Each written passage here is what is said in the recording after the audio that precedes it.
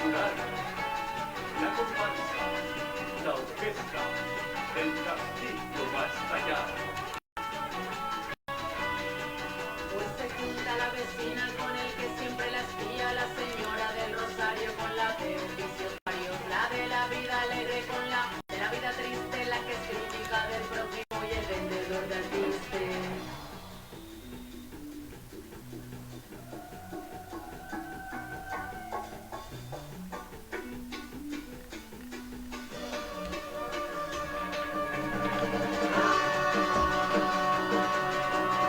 Ay, la balanza se rompe, ya no hay que medir, ya no hay que pesar, ya no hay que fingir, ya no hay que agarrar su sombrero, paraguas y carteras, salgan como bomberos que el mundo se va a quemar.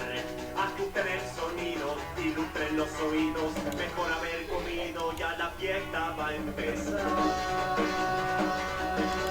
Ay, la balanza se rompe, ya no hay que medir, ya no hay que pesar, ya no hay que fingir, ya no hay que engañar.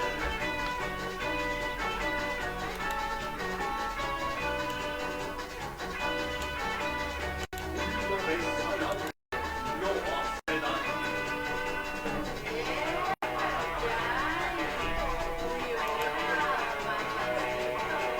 Venga, bailemos. ¿Tú no sabes? Si no sabes, yo le Está de los parejitas. Yo veo a las parejitas.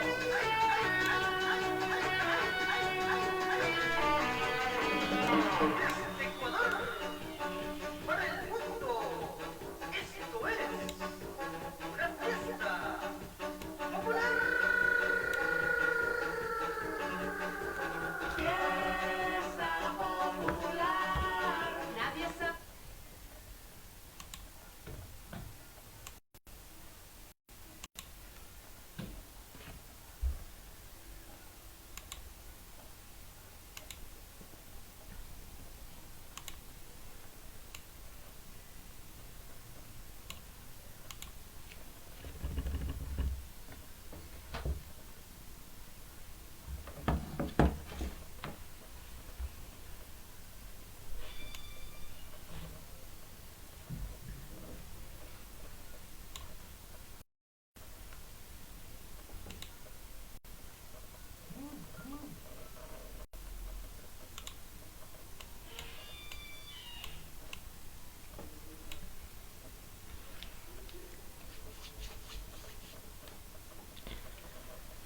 Chicos, buenos días a todos, buenas tardes.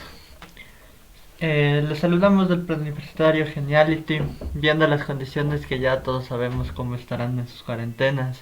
Esperemos que estén bien, les enviamos un saludo y vamos a seguir con las clases. Vamos a revisar un poco de modelo y estructura atómica. Por lo cual, cualquier duda o inquietud que tengan, estaré muy pendiente en los comentarios. Entonces comencemos. Y me confirman primero si es que se escucha bien, si es que se está cortando, por favor.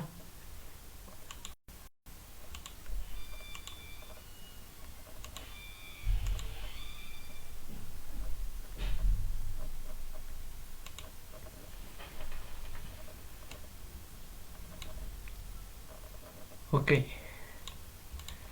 Entonces, siguiendo con los temas propuestos para el tema ser bachiller en el área de dominio científico en la parte de química, vamos a comenzar con lo que se llama modelo y estructura atómica. Ya. Por lo cual, vamos a comenzar con lo que se denomina el átomo a través del tiempo. ¿Qué vamos a ver aquí? Lo que son modelos atómicos, cómo el átomo ha sido representado de manera general durante todo el tiempo por diferentes autores, considerando que un modelo atómico es una representación gráfica, una representación ideológica o una idea en general. Por lo cual, las primeras personas en hablar de átomos eran en la antigua Grecia. Entonces aquí tenemos a un autor principal que suelen confundirle mucho con otro, cuidado, ¿no? El primer autor que habla sobre átomo se llama Demócrito.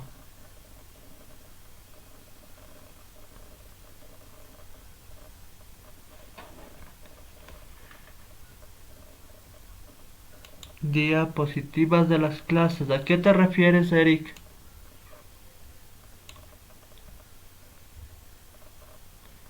Bueno, hasta que pueda contestarme. A ver, chicos. Entonces, otra vez les vuelvo a mencionar. Los primeros autores que nacen son los filósofos. ¿Sí? Entonces, en las antiguas Grecias lo que nosotros vemos es el primero que habla de esto es Demócrito. Demócrito nace con el tema de átomo. Átomo.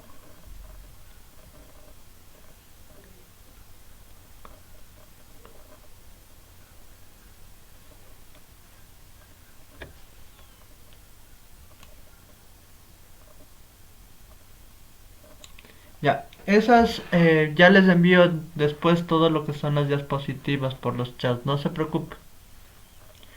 A ver, chicos, entonces, Demócrito es el primero que nace con el tema de un átomo. Él lo define como que la materia está compuesta por estructuras indestructibles e invisibles. La siguiente persona, que suelen confundirse mucho, es Aristóteles. Aristóteles jamás habló de un átomo. Él considera a los elementos como parte formadores de la materia y hablan de después, él es un filósofo que habla después de los saberes. Entonces, Demócrito es el primero que habla literalmente como átomos. Entonces, a partir de eso vienen los modelos atómicos de la Edad Media, comenzando con el primer modelo atómico, que es la teoría atómica de Dalton. Dalton presenta los siguientes modelos atómicos como esferas indestructibles, esferas con un tamaño determinado y esferas con una proporción definida. Entonces, la teoría atómica de Dalton menciona tres cosas: que la materia está constituida por esta forma de átomos que son invisibles e indestructibles y cada elemento tiene su forma esférica definida. Segundo, que toda sustancia elemental es semejante entre sí. Entonces, si nosotros vemos la imagen de aquí, esto vamos a asumir que son átomos de oxígeno. Si nos seguimos a la teoría atómica de Dalton, todos estos átomos van a ser iguales entre sí, elementalmente. Igual va a suceder con estos átomos de carbono, que si los suponemos que son carbono. Por lo tanto, van a poseer características tanto en masa, tamaño y obviamente van a ser distintas entre distintos elementos. Y la más importante de la teoría atómica de Dalton son las leyes ponderales, la ley ponderal que él nace. Entonces él menciona que si se combina para formar compuestos diferentes cantidades de átomos, obviamente se van a formar distintas cantidades de elementos o distintas composiciones. Por lo tanto, si yo tengo oxígeno aquí unido a carbono aquí, voy a generar una cantidad de moléculas o una cantidad de compuestos que van a tener esta forma. Por ejemplo, oxígeno más carbono me van a dar CO2. Una molécula de carbono, dos moléculas de oxígeno. Pero ¿qué pasaríamos si cortaríamos a la mitad esto, la cantidad de oxígeno? Ya no podría unirse en doble cantidad de oxígeno al final, sino ahora sería una molécula de carbono y una molécula de oxígeno. Entonces, si se combina para formar compuestos, estos elementos deben tener obligatoriamente proporciones definidas y estas proporciones van a dar la diferente cantidad de compuestos presentes. Siguiente modelo atómico. El modelo atómico de Thomson. Thomson es el que descubre los electrones, es el que descubre la carga eléctrica. Por lo tanto, ustedes en el colegio siempre van a tener el diagrama o el modelo atómico de Thomson. Thomson menciona que el átomo está constituido por lo que son una sustancia positiva en la cual están ingresadas cargas negativas. Muchas veces en los colegios les suelen decir que esto es un pudín atómico o una galleta atómica porque tiene la estructura. Entonces, el modelo atómico de Thomson o la representación gráfica de Thomson menciona esto: una sustancia totalmente positiva en la cual están incrustadas valores negativos, o que en este caso les vamos a llamar electrones. También que descubrió que la masa del electrón es considerablemente menor a la del átomo más ligero. Entonces, eso se traduce en lo siguiente: que el peso de un electrón es totalmente despreciable. Y obviamente también descubrieron la carga, que lo tienen en la pantalla. que es 1 menos 1,602 por 10 a la 10 menos 19 columpios. Siguiente modelo atómico. Modelo atómico de Rutherford. Rutherford descubre el núcleo atómico, pero lo descubre a partir de los fenómenos de radioactividad.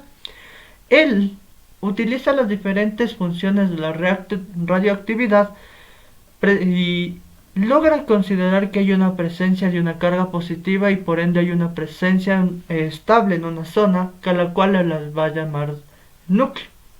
Entonces, ¿qué es la radioactividad? Es la manera de emitir energía desde un átomo.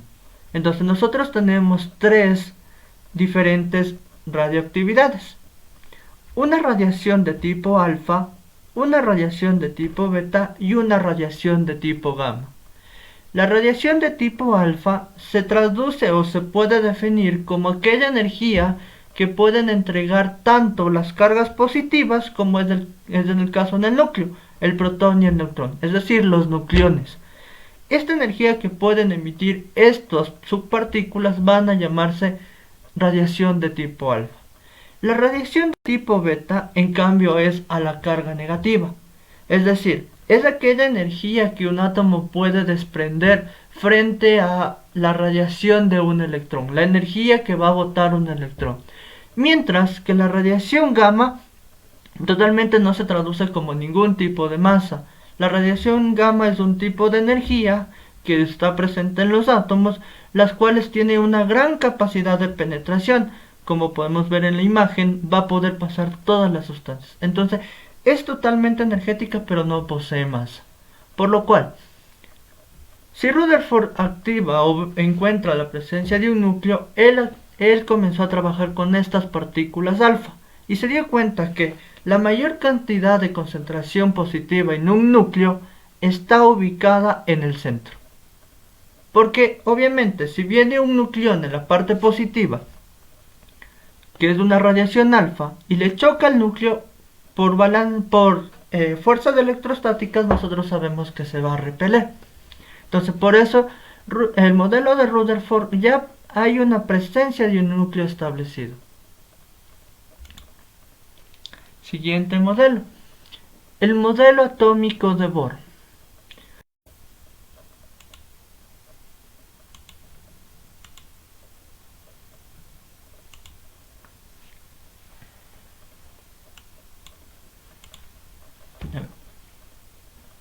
Para que esté, vamos a tener un orbital con 2 electrones, un orbital con otros 2 electrones y un orbital con otros 2 electrones.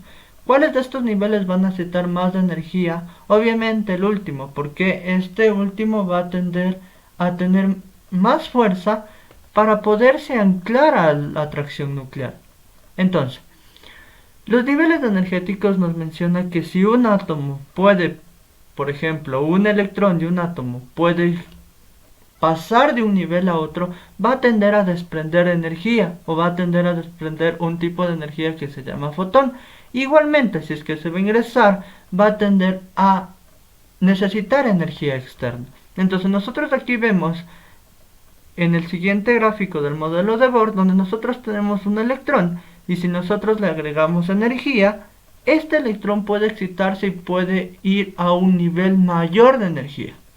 Pero ¿qué pasaría si un electrón, en este caso, necesita salir? Lo que va a pasar a un nivel mayor de energía va a tender a desprender energía. Entonces, un modelo atómico de Bohr ya se traduce como un núcleo positivo, donde nosotros vamos a ver la diferente cantidad de orbitales y diferente cantidad de niveles de energía. Por lo cual a esto se lo llama espectros de emisión y absorción. Por lo cual, ¿qué es un espectro de absorción o emisión? Nosotros aquí en la siguiente imagen tenemos lo que se llama una radiación electromagnética. Entonces chicos, aquí la luz se va a comportar tanto como onda y como partícula. Y si nosotros podemos ver aquí en la diferente cantidad de partes de esta onda, vamos a tener ondas de mayor tamaño, pero que se van a mover en mucho mayor tiempo. Y en cambio, entre medida la longitud de onda o el tamaño de onda se acorta, el movimiento va a ser, el tiempo de que va a poder pasar un cuerpo va a ser mucho menor. Entonces, me van a responder la siguiente pregunta. ¿Cuál es más energética? ¿Ondas que están totalmente separadas o ondas que están totalmente unidas? Pues ahí les espero, les leo en los comentarios. ¿Qué creen ustedes? ¿Qué tipo de onda es más energética? ¿Ondas que están totalmente separadas o ondas que están totalmente unidas? Recordando que por aquí va a transmitirse una energía que se llama fotón.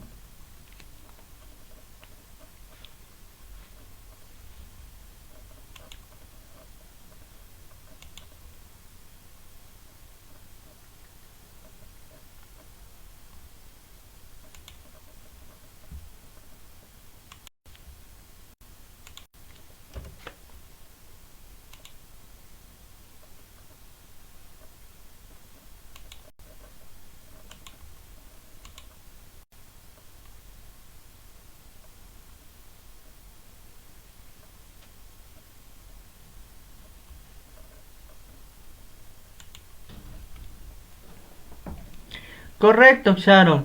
Son las ondas que están totalmente unidas. ¿Por qué? Porque si nosotros ponemos un cuerpo aquí y esta onda está en menor cantidad de longitud de onda, menor tamaño, lo que va a pasar es que van a haber mayor cantidad de ondas y por ende va a haber mayor cantidad de energía, la cual va a poder desprender mayor cantidad de electrones. Entonces, la luz que ustedes consideran, la luz que ustedes ven, no es más que esto, un tipo de longitud de onda que lleva un tipo de energía llamada fotón. Por lo tanto, nosotros de estar espectro electromagnético la vamos a dividir en dos zonas. Los que son totalmente energéticos porque su onda es muy pequeña se van a llamar radiaciones ionizantes. Y las que son totalmente grandes, ondas que se demoran mucho en llegar, van a ser llamadas radiaciones no ionizantes. Por lo cual, aquí la frecuencia de una onda siempre se va a medir como el inverso de la longitud de onda, es decir, nanómetros a la -1. Todas las ondas, como tal, van a tener diferentes partes en un espectro electromagnético. Entonces nosotros podemos ver aquí que tenemos frecuencias bajas, frecuencias muy bajas, como ejemplo ondas de radio, ondas microondas, radiación infrarroja, que nosotros no podemos ver. Una parte que se llama el UV visible, una parte que se llama el UV, rayos X y rayos gamma. Entonces, si nosotros nos miramos a solo la parte del UV visible, nosotros tenemos longitudes de ondas que parten desde los 400, que van a tomar una coloración morada, una longitud de onda a los 500 que van a tomar una coloración media azul celestita, coloraciones de tipo amarilla cuando están en longitud de onda de 600 y coloraciones de color rojo totalmente cuando están en longitudes de onda a mayor a 700. Entonces, si ustedes ven un color, por ejemplo, están utilizando cualquier tipo de ropa, ¿qué están viendo sus ojos? A ver, chicos, ¿qué es lo que ustedes ven? Nosotros en nuestros ojos tenemos proteínas capaces de recibir ¿qué? Si yo veo un color azul, ¿qué tipo de onda estoy viendo? ¿Qué estoy observando?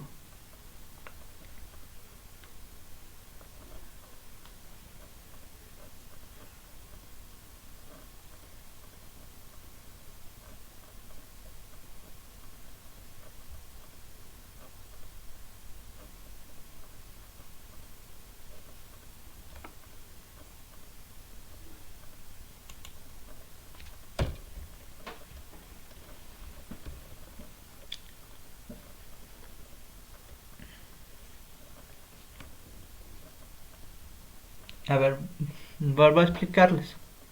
Sí, porque esa parte es un poquito compleja. A ver, volvamos.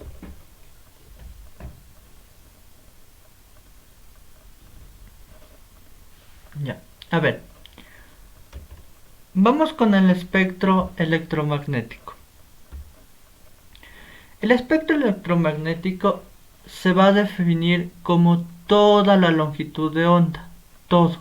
desde la onda que está totalmente de menor longitud, de mayor longitud de onda, hasta la onda que tiene la menor longitud de onda o el menor tamaño. Todo esto se va a denominar espectro electromagnético. Entonces, la luz que a nosotros nos llega del Sol es un espectro electromagnético. En esta longitud de onda, lo que se transmite son fotones. Es una energía capaz de excitar a los electrones que están en los orbitales. Entonces, como vimos aquí, tenemos diferentes tamaños de onda. Y dependiendo del tamaño de onda, se les va a llamar de distintas formas. Entonces, por ejemplo, frecuencias extremadamente bajas, frecuencias muy bajas, obviamente las longitudes de onda son de muy mayor tamaño. Pero si nosotros nos vamos ya a los rayos X, los rayos gamma, las longitudes de onda son totalmente de menor tamaño. Entonces, ¿qué sucede acá? Volviendo al espectro de emisión de Bohr. Si nosotros tenemos un electrón aquí, y este electrón quiere ingresar a un nivel menor de energía, este electrón de aquí va a ingresar a un menor nivel de energía. ¿Qué va a pasar?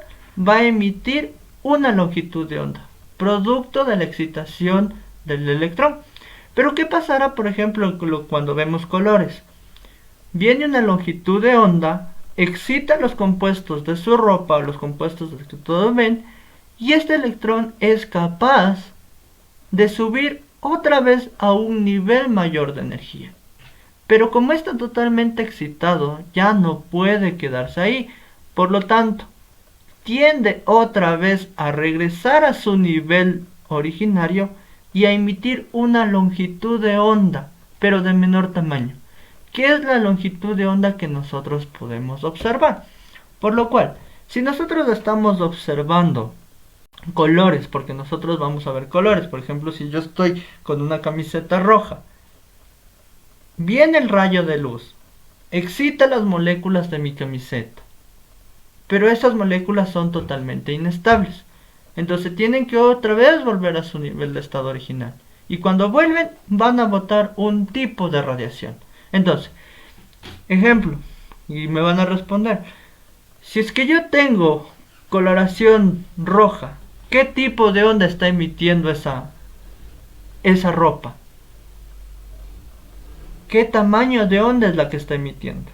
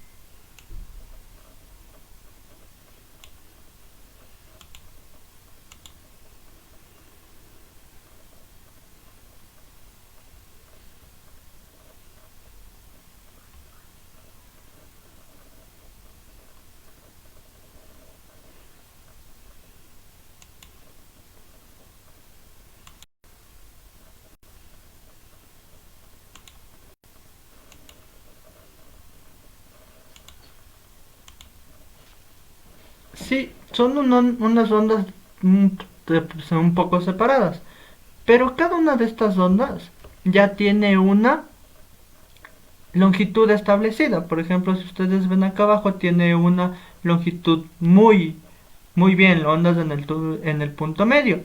Pero todas estas ondas ya tienen un tipo, un tamaño, que está medido en nanómetros, que es una unidad de metros. Entonces, si yo tengo ropa de color rojo, ¿qué onda están recibiendo mis ojos a partir de la excitación que llegó la luz a mi ropa y mi ropa volvió a botar una longitud de onda? Que estoy en una coloración de una longitud de onda de 700 nanómetros, porque es la coloración rojiza. ¿Qué pasaría si yo tuviera una ropa de color morado? Pudiera ver el color morado. ¿Qué pasaría? estuviera observando longitudes de onda de 400 nanómetros. Las proteínas de mis ojos estuvieran observando esas longitudes de onda. Igual, si yo puedo observar colores amarillos, ¿qué tendrían que observar mis ojos? Las longitudes de ondas de 600 nanómetros. Entonces, otra inquietud. ¿En qué rango las plantas absorben luz? ¿Cuál es el rango de longitud de onda de las plantas para que absorban luz?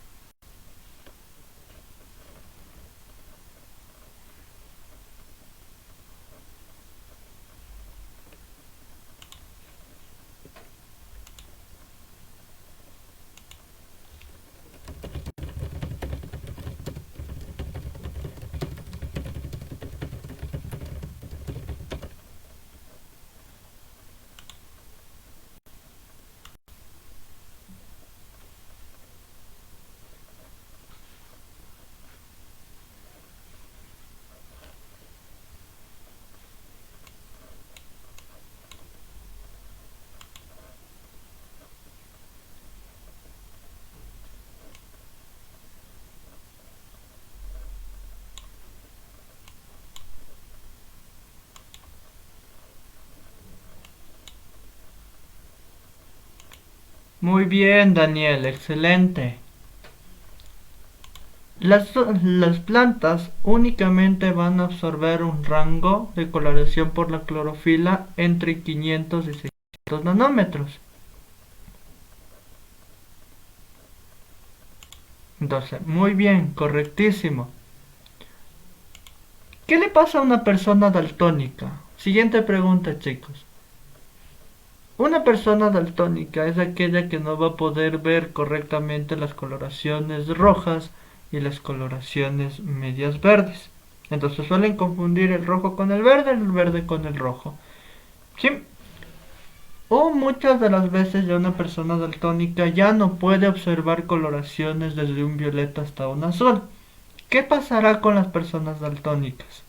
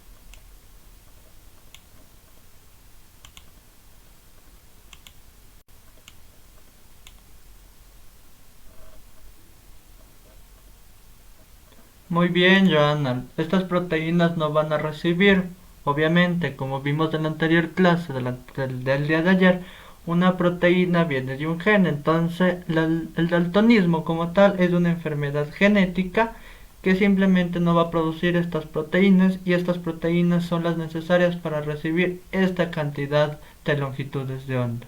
Muy bien.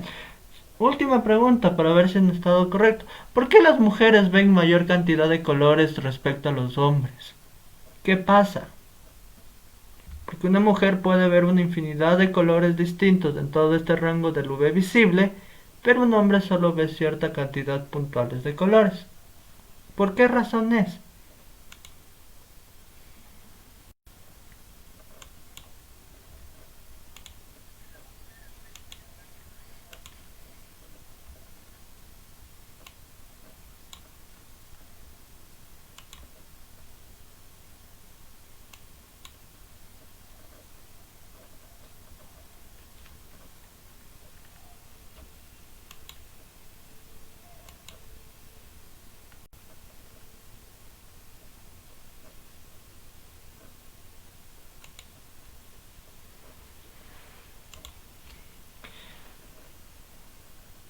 La cantidad de luz que recibe un hombre y una mujer es la misma, porque estamos en el mismo ambiente. Entonces, Micaela, no es porque sus ojos reciban mayor o menor cantidad de longitudes, sino que sus ojos tienen mayor cantidad de proteínas. ¿Sí?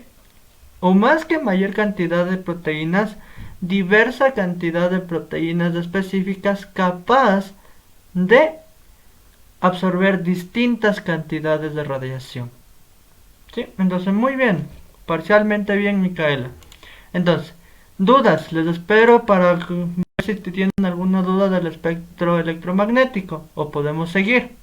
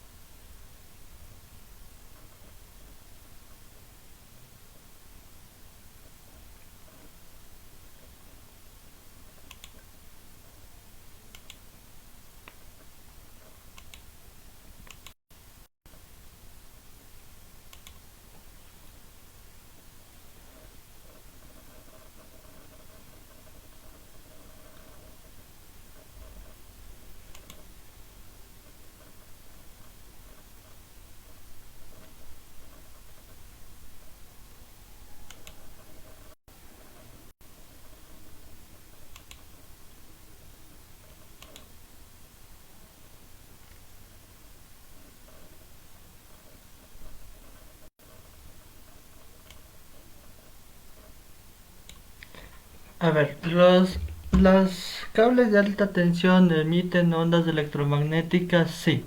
El movimiento eléctrico en un cable para la transmisión de energía sí va a emitir también campos electromagnéticos, tienden a crear campos electromagnéticos. Toda la cantidad de energías producidas o toda la cantidad siempre van a tratar de transportar una forma de energía en esta forma, mediante el campo electromagnético. Sí, pero eso ya en física lo van a ver un poco más a detalle. Ahora se me salió.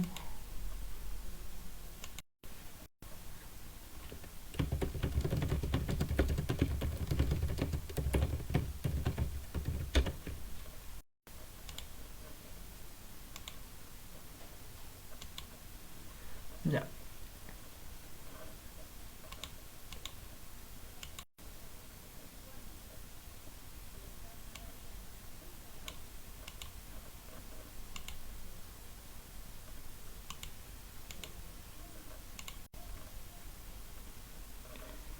Chicos, espérenme en un momentito que se me salió y no puedo ver sus comentarios. Disculpas, como somos nuevos en esto, estamos también aprendiendo.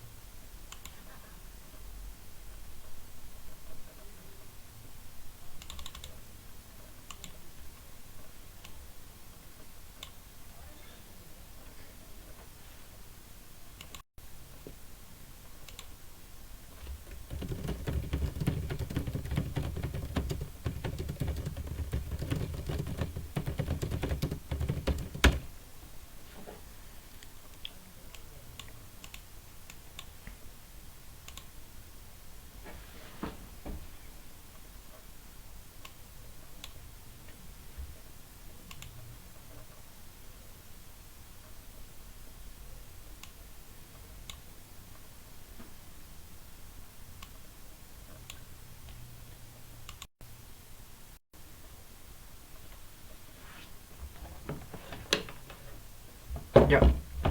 Entonces, para comenzar, que nosotros tenemos este espectro del UV visible, ahora ya entiende que nosotros tenemos capacidad o ciertos compuestos van a, dependiendo de la longitud de onda que les llegue y dependiendo de obviamente de la longitud de onda que vaya a emitir, vamos a poder ver diferente cantidad de colores, ¿cierto?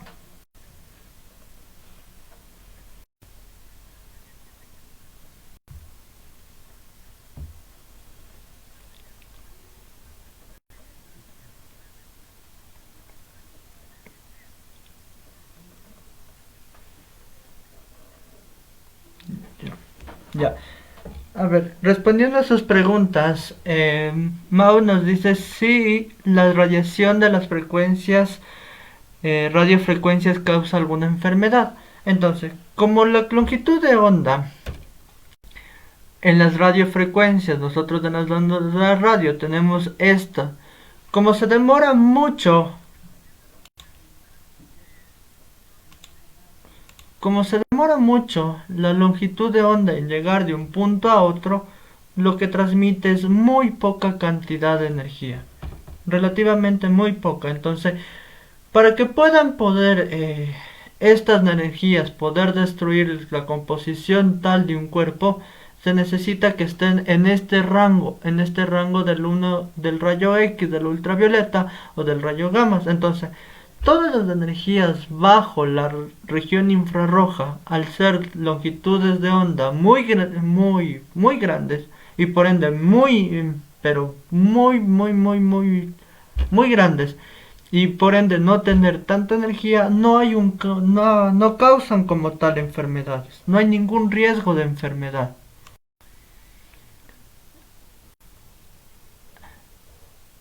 Entonces, las ondas electromagnéticas de menor longitud sí causan, porque si nosotros tenemos ondas ahora de menor longitud, por ejemplo, digo, aquí estoy yo, y comienzan a llegarme, estoy aquí, y comienzan a llegarme en este tipo de ondas. ¿Cuándo sucede esto? Por ejemplo, en una catástrofe nuclear. Entre más yo me acerco, más la longitud de onda es menor y por ende la energía que trae esta longitud de onda puede atacar más rápido al cuerpo. Y lo que provoca es que no solo ese salto electrónico sea una excitación, sino que llegue a ionizarse, que quiere decir a desprenderse totalmente. Entonces, longitudes de mayor tamaño no causan enfermedades como tal. Es decir, si estoy pegado al radio microondas, o al microondas, a la computación, a la computadora, no me van a generar enfermedades. Pero si yo estoy muy cerca, longitudes de onda de ya del UV visible, más altas que el UV visible, los rayos X, rayos gamma o tipos de radiaciones con longitudes de onda muy cortas, obviamente me van a generar cierto tipo de daños. ¿Cuáles son estos daños? Si me afecta mucho la luz UV, puede generarme daños a nivel genético, porque va a cambiar la codificación genética de un cuerpo. Pero si yo me voy acercando ya a rayos X o a rayos gamma, lo que van a provocarme es que mi cuerpo comienza a desintegrarse. Entonces, es muy correcto lo que dicen en las películas. El héroe típico héroe en una catástrofe nuclear que se va a meter, obviamente va a comenzar a morir, a desangrarse, a comenzar a descomponerse su cuerpo. ¿Por qué? Porque la mayoría de compuestos están totalmente ionizándose, descomponiéndose, desfracturándose. Entonces, una longitud de onda con menor que tenga mucha energía, obviamente va a generar una enfermedad y puede causar hasta la muerte. Dudas que tengan, sino para seguir pasando.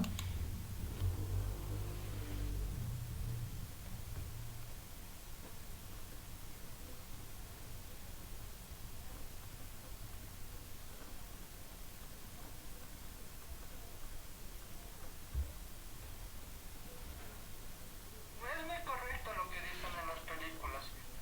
El héroe típico héroe en una catástrofe nuclear que se va a meter, obviamente va a comenzar a morir, a desangrarse, a comenzar a descomponerse su cuerpo.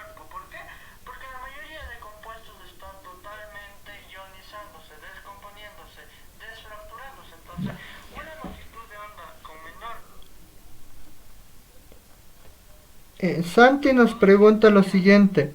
¿Una persona daltónica es igual a una persona miope? No. La persona daltónica es aquella que tiene genéticamente un daño en sus proteínas receptores de luz, en los ojos. En cambio, una persona miope es aquella persona que tiene un déficit, una carencia en las proteínas del cristalino, aquellas proteínas que van a poder convertir la reflexión de luz cuando llega a tu ojo. Entonces son muy distintos.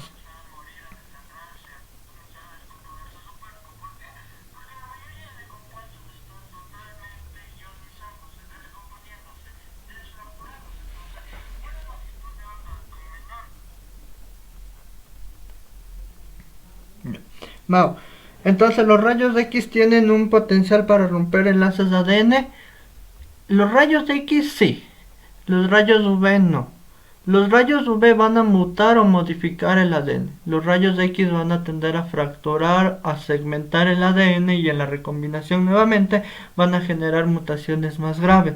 Entonces, es un pronóstico de que ustedes puedan generar cáncer a futuro cuando yo recibo, por ejemplo, por ortodoncia muchos rayos X. Me tengo que hacer muchas panorámicas, muchos apicales o tengo que estar constantemente en un hospital. El hacerse muchas radiografías, tomografías van a provocar que sus cuerpos tengan una tendencia a mutar genéticamente. Si tienen alguna duda me están mencionando para poder regresar y vamos a seguir con las clases.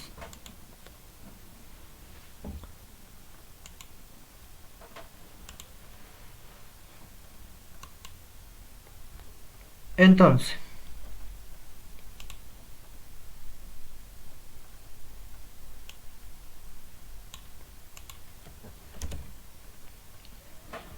a partir del modelo de Bohr, estos modelos ya son los modelos atómicos modernos o los modelos atómicos actuales.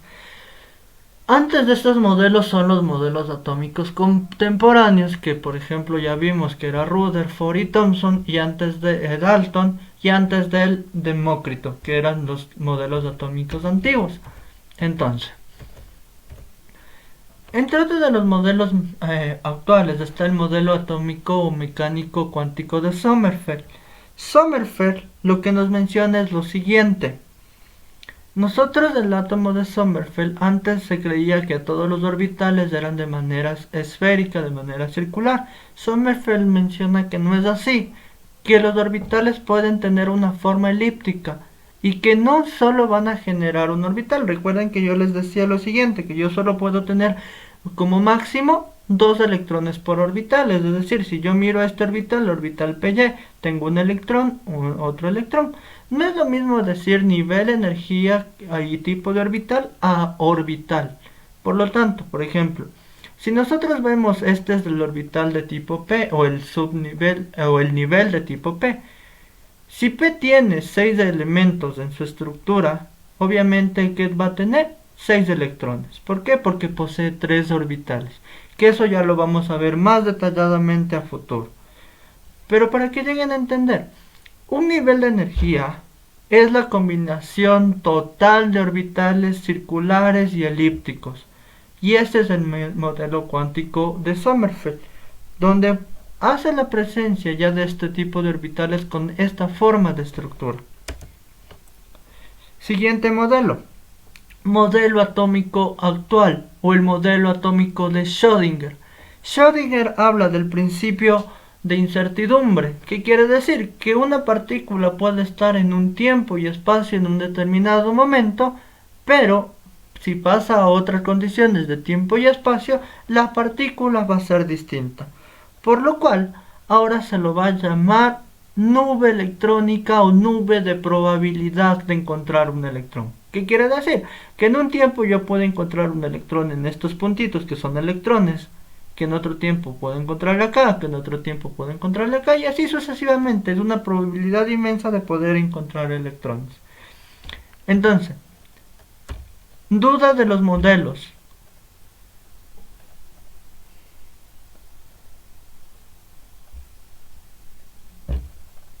¿Cómo definirían ustedes qué es un modelo atómico? ¿Cuál es la definición para ustedes de un modelo atómico?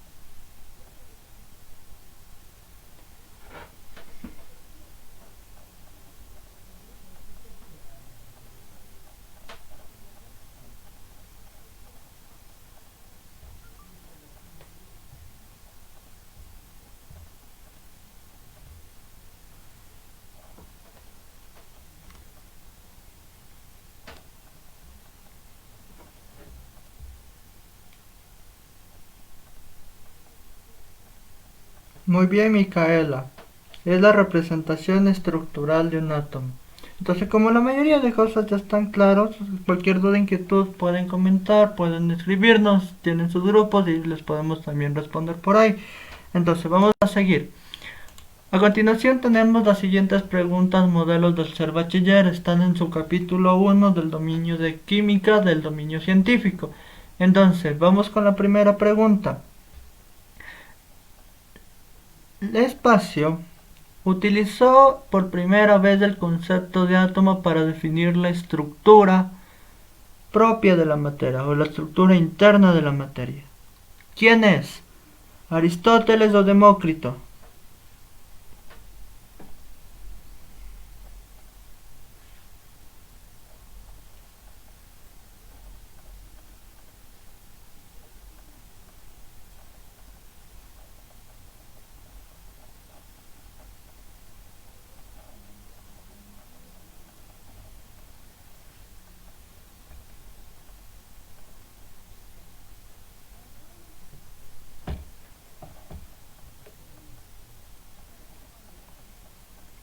Y a su vez propuso también 4 postulados, otro científico, que ayudaron a la teoría atómica moderna.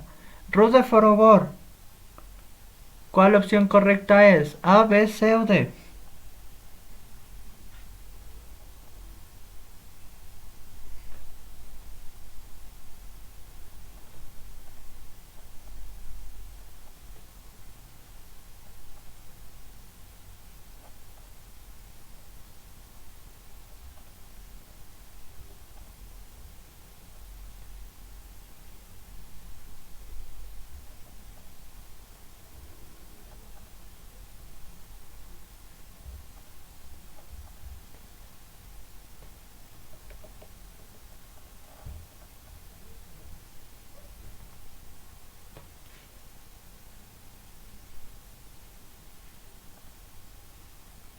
Correcto, Jess.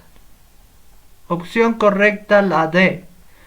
Recuerden que Aristóteles jamás fue un científico, él fue un filósofo. Él considera que la materia está dada por formas estructurales como son los elementos, o también solía llamarles saberes. Entonces, Aristóteles jamás fue uno de los creadores. Demócrito es el primero que dio el tema como fundamental. Y ahora, como nos dice que es teoría atómica moderna, correcto, ve. Bohr, porque Rutherford es contemporáneo. Opción correcta, la D. Siguiente pregunta. Con base en la ecuación, determina el mecanismo reactivo o radioactivo que se presenta para igualar la siguiente reacción. Y tenemos la siguiente reacción donde tenemos un cesio que se transformó a bario más un elemento. ¿Qué tipo de radiación tendrá? ¿Alfa, beta o gamma?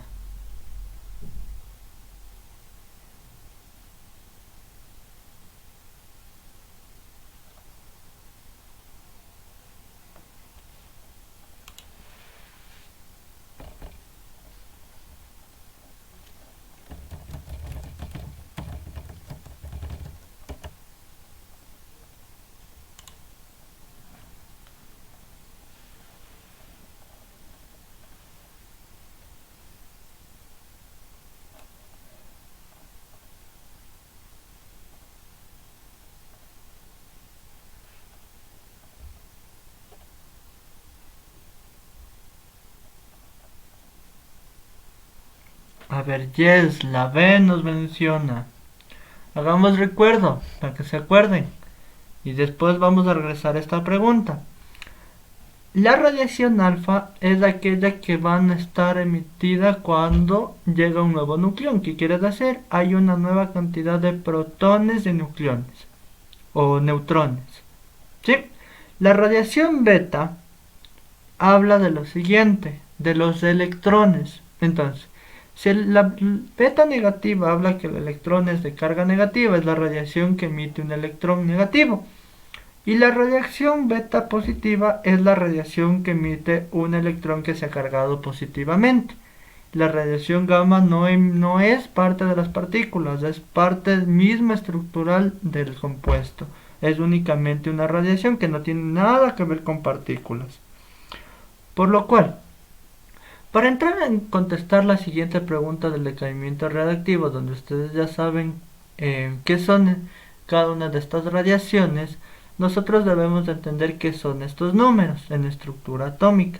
Por lo cual, vamos a avanzar y vamos a regresar nuevamente a esta pregunta. Entonces, un átomo, como tal, va a presentar lo siguiente, la estructura final, la que todos los colegios van a trabajar y todos los profesores de química van a trabajar. Entonces, nosotros tenemos un núcleo atómico donde se van a concentrar la cantidad de protones y neutrones. Y vamos a tener alrededor del núcleo orbitales que van a ser denominados niveles de energía. Entonces recuerden que yo tengo aquí un nivel de energía con 2 electrones, un nivel más grande de energía con 6 electrones que obviamente corresponden a 3 orbitales, porque recuerden que los niveles de energía se definen como la cantidad total de orbitales y ustedes únicamente pueden tener 2 electrones por cada orbital. Entonces, un átomo se va a definir por estos conceptos. Entonces, si yo tengo este átomo, ¿qué es más fácil perder? ¿Electrones o neutrones? ¿Qué es más fácil perder ahí? ¿Qué se pierde con mayor facilidad en un átomo? Si llega otro átomo cerca a este, de misma forma o un poco más grande, con una fuerza similar o una fuerza muy mayor, ¿qué perderá este átomo representado en la pantalla? ¿Protones o electrones?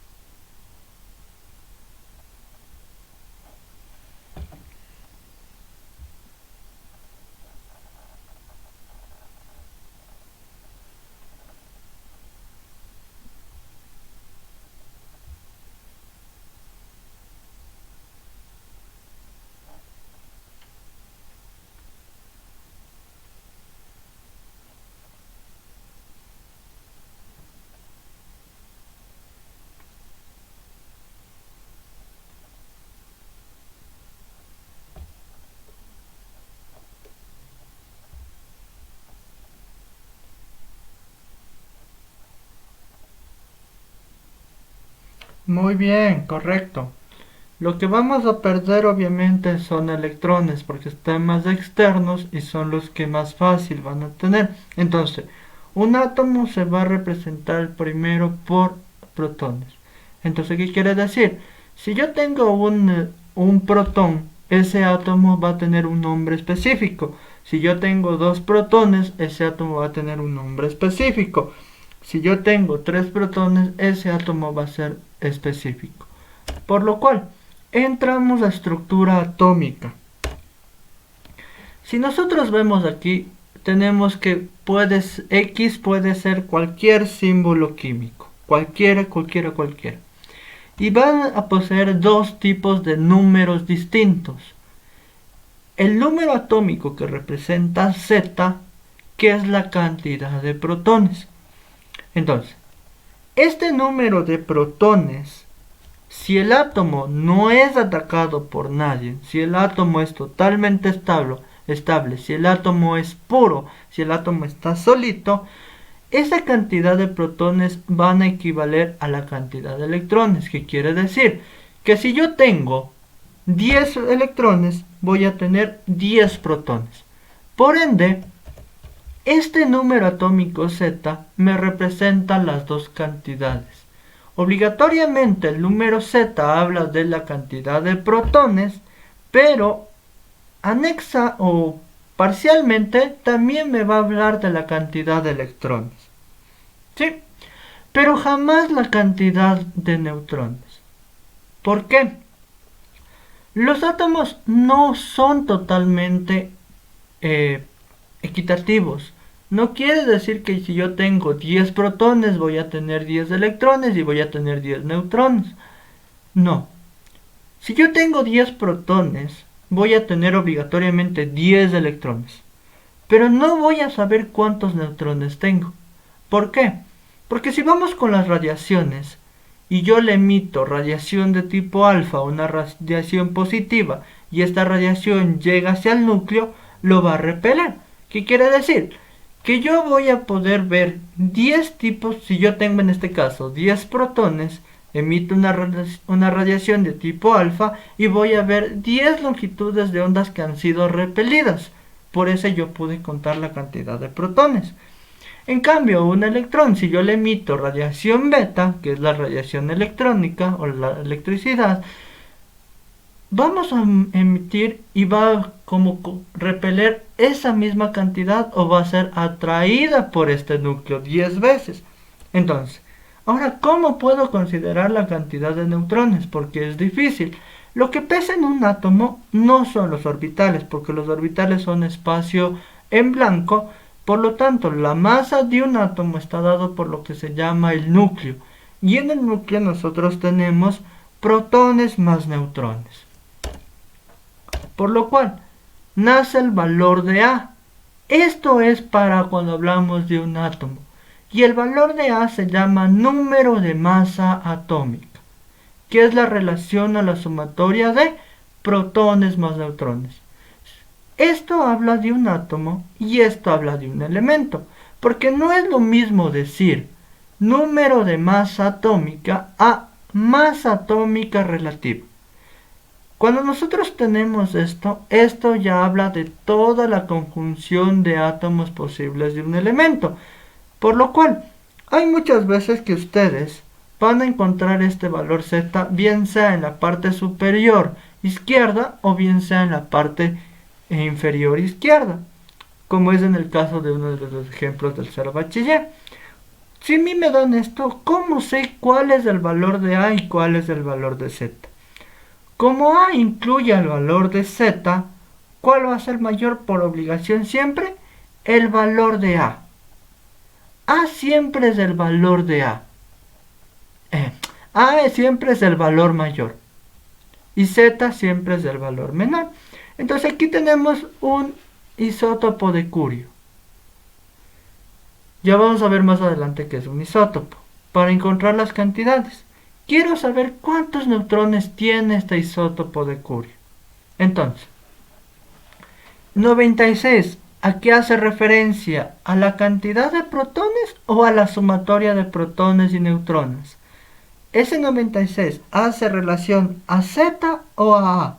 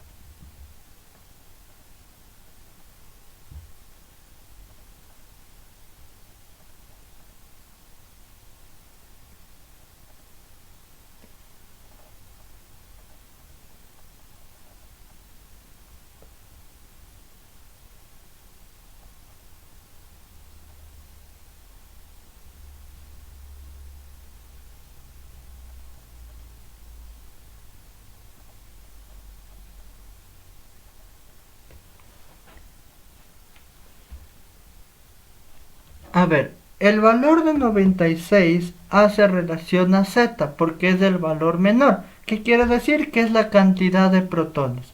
Entonces el 248 hace relación al valor de A. ¿Qué quiere decir? Que es la cantidad o la sumatoria de protones y neutrones. Entonces, muy bien, Doménica, Mayerly. Me parece genial. ¿Cómo sacaste ese valor de 152? Obviamente restando los 248 porque es la sumatoria de protones y neutrones menos la cantidad de protones que es el valor Z. Entonces tenemos 248 menos 96. ¿Cuánto me da? 152. Este isótopo tiene 152. ¿Sí? Entonces, ¿cuál es la respuesta correcta? La B. Si regresamos a la anterior pregunta de la radioactividad, ¿qué radiación le está afectando a esto? Si nosotros vemos que hay un cesio que tiene 55 de valor Z y después tenemos un bario que tiene 56 de valor Z, ¿qué radiación le está afectando? ¿Alfa, beta o gamma?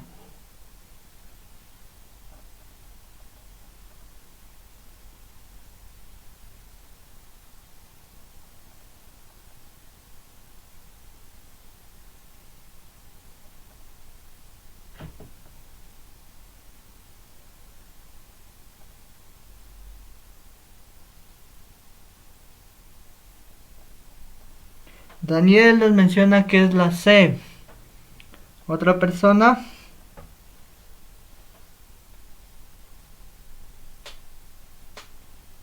¿A qué radiación está afectando? Si al inicio tenía 55 protones y después de la reacción tengo 56 protones. ¿Cuál de todas estas radiaciones hablaba de los protones y neutrones? ¿Alfa, beta o gamma?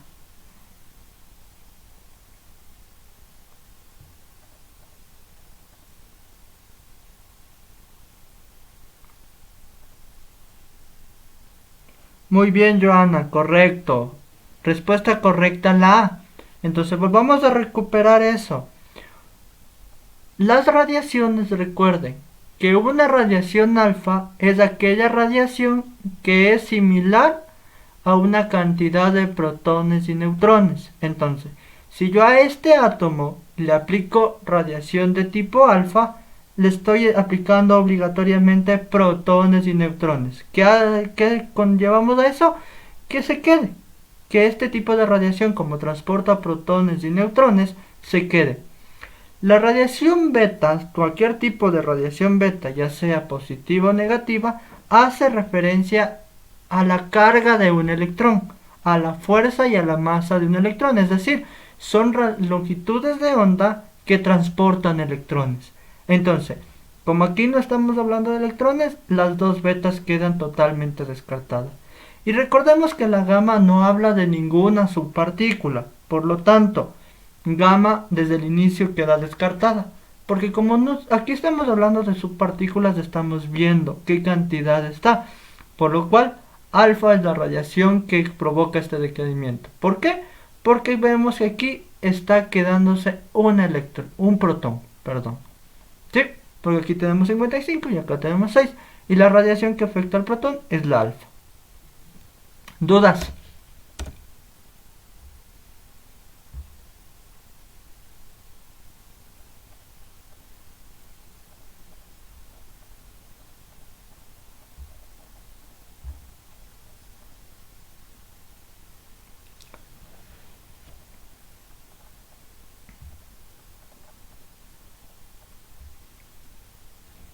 Listo, chicos, entonces sigamos. ¿Qué es un isótopo? Entonces, para quedar de manera de resumen, todo elemento químico, independientemente, en este gráfico se va a representar con una X. Entonces aquí yo puedo tener curio, mercurio, hidrógeno, oxígeno, cualquier elemento. ¿Sí? Un valor A, que siempre va a ser el mayor respecto a Z, que es la sumatoria de los protones más los neutrones, y un valor Z, que se llama número Z, que es la cantidad de número de protones. Sí, Mau, correcto. Las partículas alfa o la radiación alfa son núcleos completamente ionizados. Son segmentos nucleares, que son, por ejemplo, nucleones, que son protones y neutrones, que están siendo transportados en este tipo de radiación. Muy bien.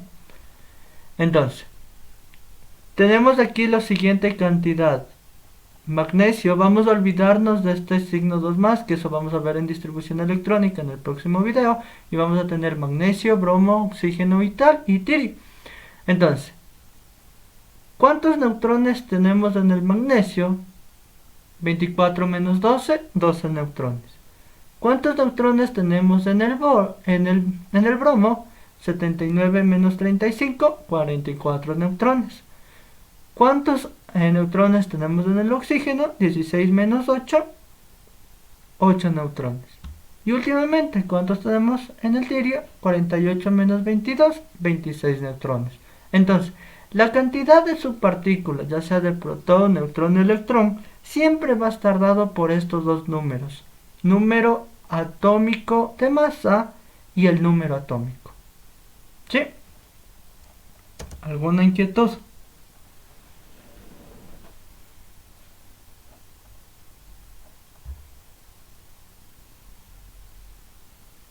Listo, entonces, ¿qué es un isótopo? Como vimos ahorita, todos los átomos van a tener la misma cantidad de protones. Por ejemplo, aquí tenemos hidrógeno 1, hidrógeno 1 e hidrógeno 1. ¿Qué quiere decir?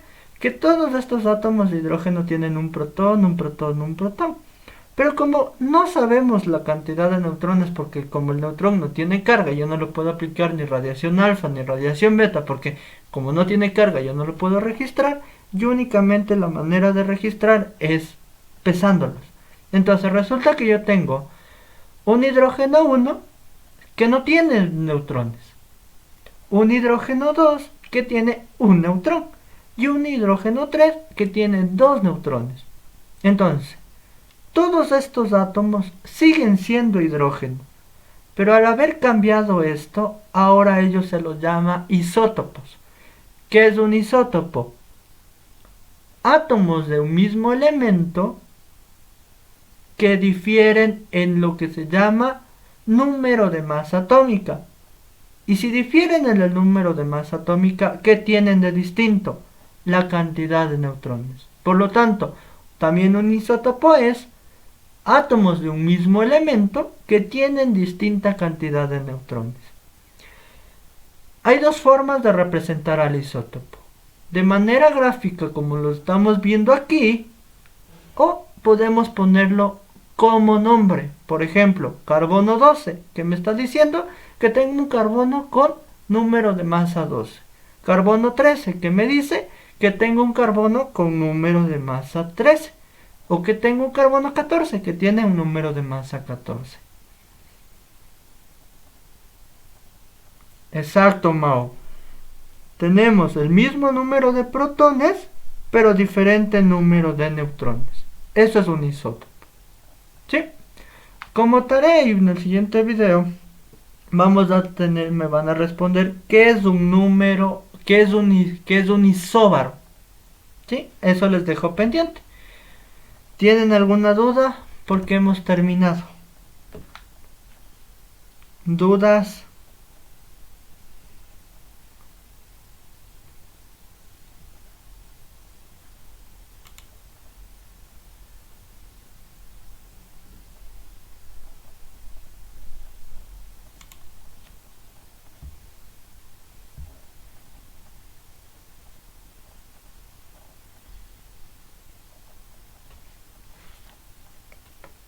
Está listo, chicos. Cualquier inquietud, cualquier sugerencia, cualquier comentario, recuerden que tienen sus grupos de WhatsApp, los podemos estar respondiendo por ahí. Como preuniversitaria les estamos deseando y esperemos que estén cumpliendo las cuarentenas, tengan todas las medidas. Recuerden que tenemos un sistema de salud muy deficiente donde no tenemos insumos, hemos tenido... Ya te repito, Micaela, donde no tenemos ningún presupuesto como tal generalizado, entonces la mejor protección y ayuda hacia tanto todos los funcionarios públicos están ahorita es sabernos cuidar. Si esto se nos va de las manos, no solo van a sufrir personas mayores, personas inmunológicas, también jóvenes, porque ya hay evidencia científica que que si hay mucho contagio, mucha cantidad vírica, también puede matar a jóvenes. Entonces también ya estamos en el grupo de riesgo. Tener mucho cuidado. Mau, a ver, Micaela, como último, la pregunta para la próxima clase: ¿qué es un isóbaro? ¿Cuál es la definición de isóbaro? Y Mau, ¿qué es la abundancia relativa? Eso vamos a ver en la siguiente clase. Hasta ahora solo vamos a avanzar a qué es un isótopo.